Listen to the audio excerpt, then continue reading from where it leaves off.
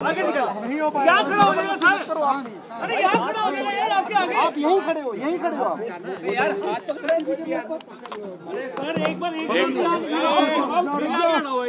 Sir पकड़ तो लिया माइक आप।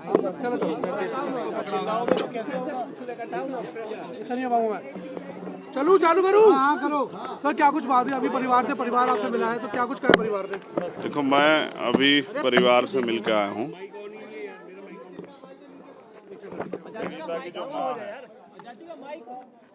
माइक कौन है? आपको दिल्ली पुलिस की तरफ अपडेट रहना चाहिए।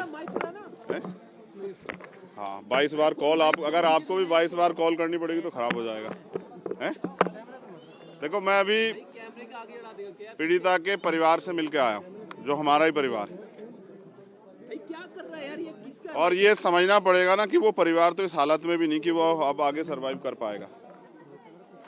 मेरी उनकी माँ से बात हुई है जो जिनकी दोनों किडनी की प्रॉब्लम है, और ऐसी हालात में भी जहां वो खुद जीवन और मौत के बीच लड़ रही है, वो अपनी बेटी के लिए न्याय चाहती है। वो परिवार, अभी उनकी जब मेरी बात हुई तो मैंने उनसे पूछा कि वो यहाँ क्यों है, तो उन्होंने कहा कि हम क्रिमिनेशन करना चाहते हैं अपनी बेटी का, लेकिन सबसे पहले हम उसको यहाँ लाना चाहते हैं क्योंकि ये मकान उसने अपनी मेहनत की कमाई से बनाया। इस दहलीज से हम लोग उसको यहाँ से ले जाना चाहते हैं, लेकिन हम क्रिमिनेशन करना चाहते हैं वहीं जहाँ वो रहते हैं, वाई ब्लॉक में, मंगोलपुरी में। उसको लेके शायद पुलिस में और उनमें कोई शायद आपस में कंट्रोवर्सी है, लेकिन परिवार की जो मांग है मैंने आपसे बताई। परिवार को अभी पुलिस की थ्योरी पे कोई भरोसा नहीं है। उसका कारण सबसे बड़ा ये है कि जो चशमदीदी द्वारा बताया गया कि भाई 22 बार कॉल की गई, 3 PCR टकराई, लेकिन उन्हें गिरफ्तार नहीं किया गया। हमें और आपको ये सोचना है, जिस दिन हम दिल्ली में नया साल मना रहे थे या देश में नया साल मना रहे थे, वहाँ एक बेटी को 12-14 किलोमीटर तक घसीटा जा रहा था। और अगर देश की राजधानी में ये हाल है तो आम गांव देहात में क्या होगा? यहाँ तो हाईटेक पुलिस है, दुनिया के लोग यहाँ रहते हैं, अम्बेसियाँ हैं। अगर इस तरह की घटनाएं होंगी तो क्या अम्बेसी में रहने वाले या दुनिया के रहने वाले लोग बाहर निकलेंगे? 1-1.5 घंटे और इतनी बड़ी घटना। परिवार का ये कहना है कि उनको विश्वास नहीं है कि वो बच्ची, जिसके ऊपर आज कई तरह के चीज़ें सामने आई जा रही, बताया जा रहा है मीडिया के जरिए भी, जो 2-3 साल से अपना घर चला रही है, वो कोई भी गलती अपने लिए कर सकती है। उसके ऊपर परिवार की जिम्मेदारी।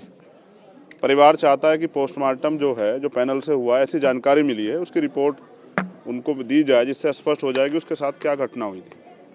अब नई थ्योरी जो पुलिस की सुनाई में आई है कि भाई उनके साथ जो है एक बिटिया भी थी। हम भी उस बिटिया के स्टेटमेंट को और उस बिटिया को देखना जानना चाहते हैं, लेकिन परिवार का ये मानना है कि पिछले 3 दिन में उस बेटी ने, अगर वो उसकी दोस्त थी, उससे परिवार से संपर्क क्यों नहीं किया, वो उनसे मिलने क्यों नहीं आए, उन्होंने बताया क्यों नहीं, मीडिया में आने के बाद उसने ये सब चीज़ें क्यों बताई।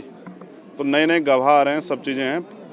प्रशासन की थ्योरी के साथ साथ परिवार का ये दर्द है कि उनकी जाँच जो है ना उच्च स्तरीय हो, जिससे दूध का दूध और पानी का पानी हो जाए। हम भी चाहते हैं कोई निर्दोष ना फंसे, लेकिन कोई दोषी जो है सिर्फ 304A का मुकदमा दर्ज करके उसको 2 साल की पनिशमेंट और थाने से छोड़ने की प्रक्रिया पुलिस ना करे। ये बुरा है और इससे कानून में के प्रति जो भरोसा है वो टूट जाएगा।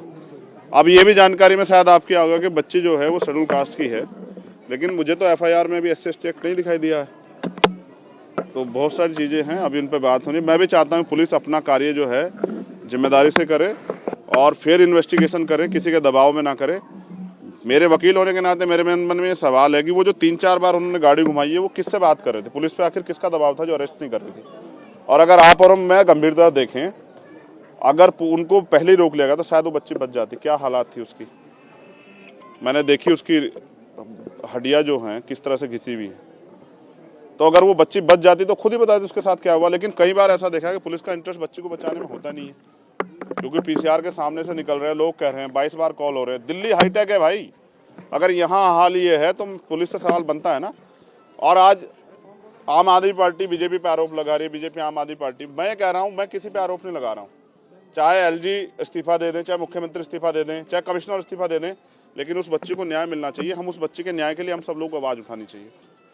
तो किसी पे आरोप नहीं है, पुलिस से सवाल ये है, क्योंकि उनसे उम्मीदें कि जहाँ किसी के साथ अन्याय होगा, कोई घटना होगी, पुलिस पहुँच जाएगी, मदद करेगी। भगवान के रूप में देखते हैं लोग पुलिस को, लेकिन पुलिस लापरवाही करेगी, उसकी कीमत जो है ना लोगों को जान खो के चुकानी पड़ेगी। ये गलत है। मैं उस बेटी के साथ खड़ा हूँ और मैं ये अपील करता हूँ पुलिस से कि थ्योरिया छोड़ के सही जो घटना है उसको सामने लाएं और उस परिवार को न्याय दिलाएं। उनको बहुत उम्मीदें हैं पुलिस से। और जिस तरह का अभी सुनने में आ रहा है कि एक दबाव बना, ये दबाव बंद कर दें। समाज देख रहा है, देश भी देख रहा है। आजकल ये नया ट्रेंड हो गया है कि आरोपियों को पकड़ने की जगह परिवार को गिरफ्तार कर लिया जाता है। उनको जो है, या बताइए, वो भी मीडिया से बात करना चाहते हैं। आपको पता है वो आपसे बात करना चाहता है परिवार, लेकिन आप वहाँ जा नहीं सकते हैं। कैसे उनकी आवाज़ को सुनाएंगे देश को, बताइए। तो हम लीगल के रूप में भी, हमारी लीगल सेल जो है ना इस केस को लड़ेगी। हम उस परिवार को अकेला नहीं छोड़ेंगे। और मैं सरकार से मांग करता हूँ कि यहाँ के मुख्यमंत्री और दिल्ली की जो सरकार, केंद्र की सरकार है, वो भी उस परिवार के बारे में सोचे। वो अकेली कमाने वाली थी उस परिवार की, उसकी मम्मी बीमार है। सरकार बड़े बड़े वादे करते हैं, यहाँ वो भी चल रहा है। स्वास्थ्य के लिए छोटे छोटे क्लिनिक खोले गए हैं, लेकिन वो परिवार का खर्चा तो खुद ही उठा रही थी। तो मैं चाहता हूँ सरकार उस परिवार के बारे में सोचे। उन बच्चों का क्या होगा, उन जो बाकी 2 बेटियां उनका क्या होगा। अकेली कमाने वाली चली गई सर, इनकी लापरवाही की वजह से। उन बच्चों क्या होगा जो 2 छोटे भाई हैं, उस माँ का क्या होगा, उसका तो उसके पिताजी भी नहीं है। तो सरकार को उनके बारे में सोचना चाहिए। मुख्यमंत्री चैन से बैठे, क्यों? उनका प्रदेश नहीं है क्या? उनको आना चाहिए ना परिवार को सुनने के लिए। बस यह एक कह के खत्म हो गया कि भाई पुलिस हमारे कब्जे में नहीं है। सब कुछ तो आपके कब्जे में है ना सर। आइए उनके आंसू तो पूछे। वोट ही चाहिए क्या इनसे? ये इंसान नहीं है क्या? इनको इंसान मानिए और इनके दर्द को, दुख को सुनिए।